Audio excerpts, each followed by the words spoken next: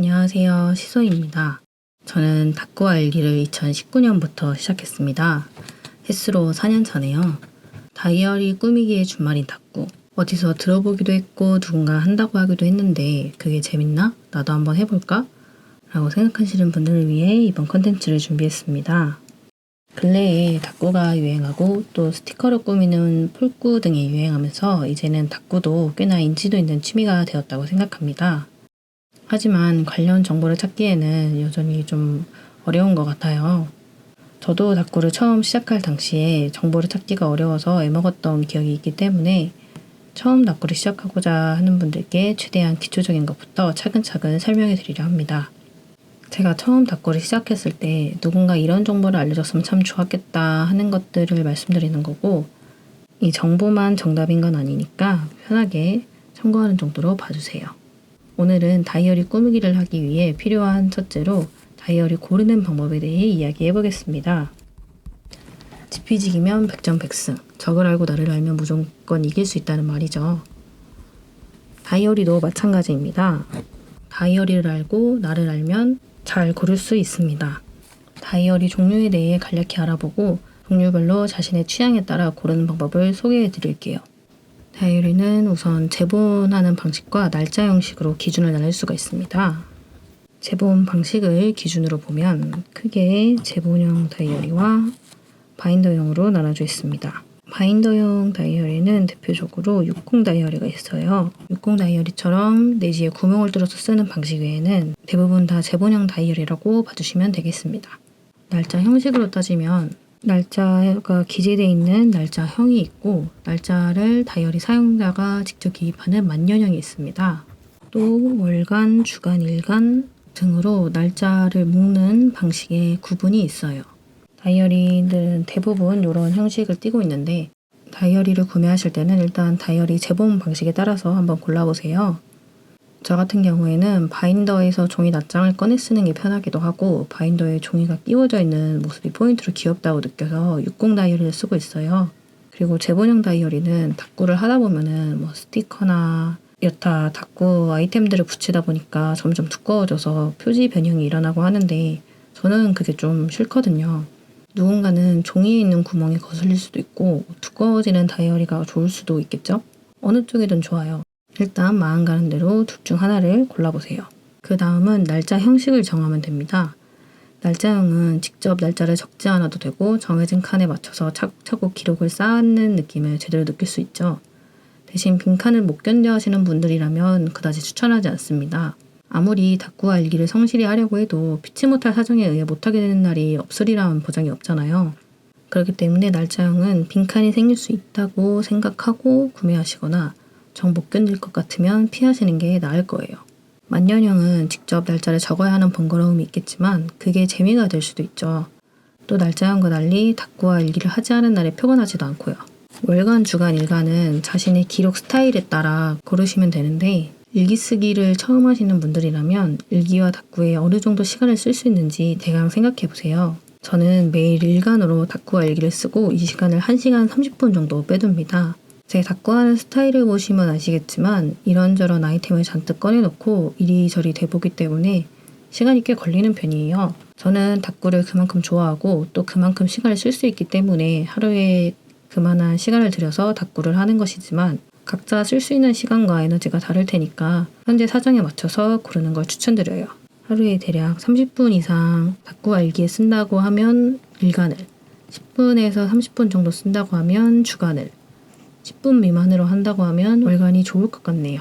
실제 자신의 닭구 스타일과 하던 방식에 따라 걸리는 시간은 달라질 수 있겠지만 보편적으로 생각했을 때는 투자할 수 있는 시간 대비 꾸밀 수 있는 양이 이 정도가 제일 적당한 것 같습니다. 덧붙여 월간, 주간, 일간이 혼합되어 있는 다이어리들도 있습니다. 월간, 주간이거나 혹은 월간, 일간이거나 혹은 주간, 일간이거나 하는 식으로요. 저는 그 중에서 월간과 일간이 함께 있는 형태의 다이어리만 써본 적이 있는데요. 월간에는 그날그날의 간단한 키워드만 적고 상세한 내용은 일간에 풀어 쓰는 식으로 닭구와 일기를 썼는데 이게 쓰면 쓸수록 굳이 똑같은 내용을 2번씩 적으면서 이 월간을 써야 하는 이유를 잘 모르겠어가지고 이제는 일간만 있는 형태를 쓰고 있습니다.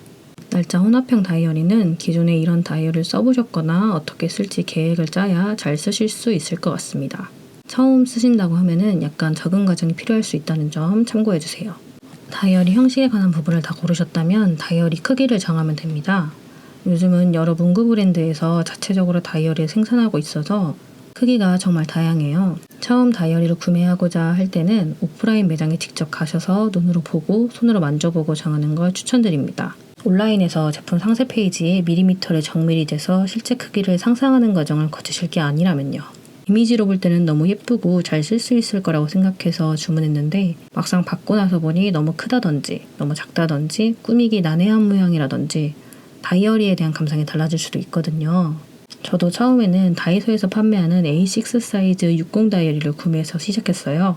문구점이나 다이소, 아트박스 등에서 다양한 제본형, 바인더형 다이어리를 판매하고 있습니다. 집 근처에 하트렉스나 문구 편집샵이 있다면 그곳을 가봐도 좋겠네요.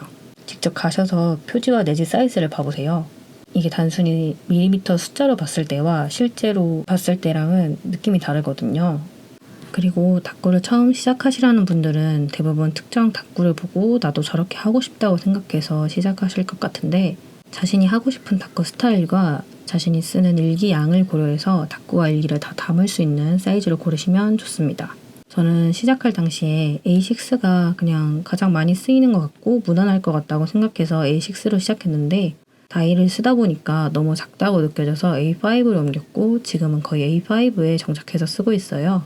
사람마다 닦구 취향과 일기 양이 다르기 때문에 직접 써보기 전에는 어떤 사이즈, 어떤 형식의 다이어리가 맞을 거라고 말씀드리기는 좀 어려워요.